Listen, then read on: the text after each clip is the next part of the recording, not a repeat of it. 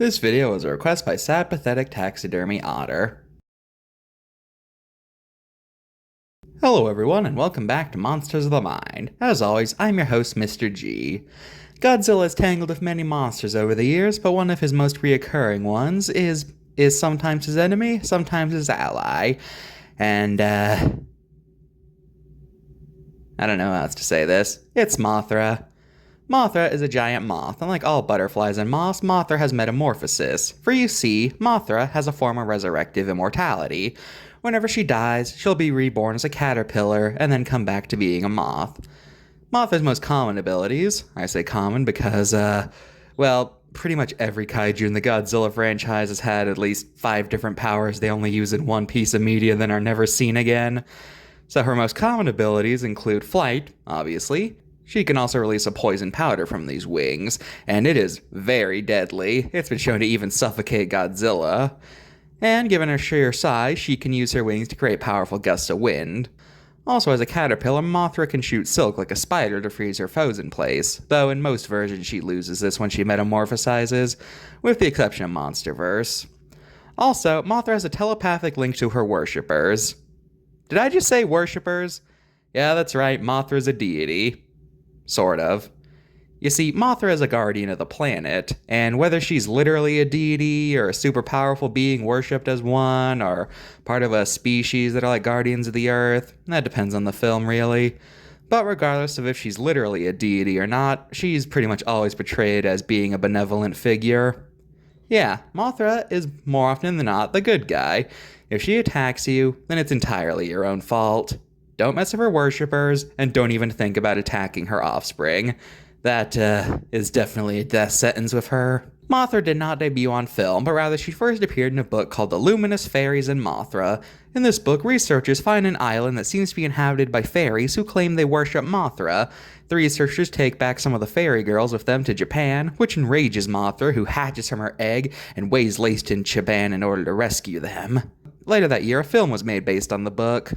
Not much to say here, as it follows the same plot, so yeah, don't really have to go into detail about the plot here. 3 years later, Mothra would have her first encounter with Godzilla in 1964's Mothra vs. Godzilla, not to be confused with Godzilla vs. Mothra. In this film, the Japanese government, after Godzilla goes on another rampage, decides to see if Mothra can do anything to stop him. And Mothra puts up a pretty good fight. Ultimately, she loses, but she does manage to put him on the ropes, and her fight does cause him to stop. So not bad for her first encounter with the big G. And plus, thanks to her resurrection ability, she can just come back again anyway, so it's not like he put her down for good. Also, here's a funny story. When this film was being brought to the US, they called this film Godzilla vs. The Thing, and they made it look like Godzilla was fighting some sort of Lovecraftian entity. I just listened to some of these taglines. Watch the birth of the world's most terrifying monster. Watch the armies of the world crumble. Yeah, armies of the world, in a film where they don't even leave Japan. And to top it off, there's a big censor box saying that the new monster is so horrifying that few can handle it. Man, you can just tell they weren't confident in releasing a film with a giant moth in it. So they tried to make this film look super mysterious and scary. What moth? There's no moth. It's the Thing. I have to wonder, were there people who were genuinely disappointed by this film because of the marketing? Like, were there like 15-year-olds who were like, that sucked. You promised us Cthulhu, and we got a giant butterfly. I feel like you could genuinely sue for false advertising. Can't find any cases of that happening, but still, the fact that that didn't happen, maybe, that's just how. I know I made a whole video on that story, but you know what they say. Any good story is worth telling multiple times. Anyway, Mothra and Godzilla would then reappear in Ghidorah the Three-Headed Monster, which was the first time the two had to team up, in this case fighting off the monster who had become Godzilla's greatest foe, the three-headed dragon, King Ghidorah.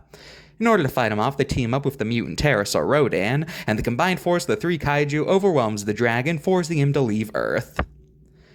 Later on, in Godzilla vs. Mothra, not to be confused with Mothra vs. Godzilla, Mothra got a rival, Batra, who's like the opposite of Mothra. Mothra's the guardian of the planet, while Batra wants to wipe out humanity. Mothra managed to seal Batra away many millennia ago, but in this movie, a meteor strikes which awakens Batra, who attacks Godzilla. Godzilla wins since Batra's still a larva form in this point, and then, after metamorphosizing, Batra and Mothra re-meet and clash. But they both end up seeing Godzilla as the bigger threat and team up to stop him. They manage to defeat Godzilla, but Batra dies in the process, and Mothra forgives them for this due to their sacrifice. Mothra's been in plenty more films than that, but those are the ones I wanted to highlight. Mothra, at this point, has become a key player in Godzilla lore. Sometimes an ally, sometimes an enemy, depending on if Godzilla himself is the good or bad guy of the film. If there's a bigger threat to both of them, they're allies. But if Godzilla goes on a rampage, Mothra's against him.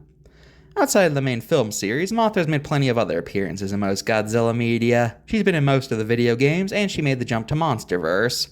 And in general, if Godzilla's there, Mothra's probably going to be there too. She's become basically an integral part of Godzilla lore at this point, and it's hard to imagine Godzilla being a series without her at this point. And arguably, Mothra's the most famous insect character in all of fiction.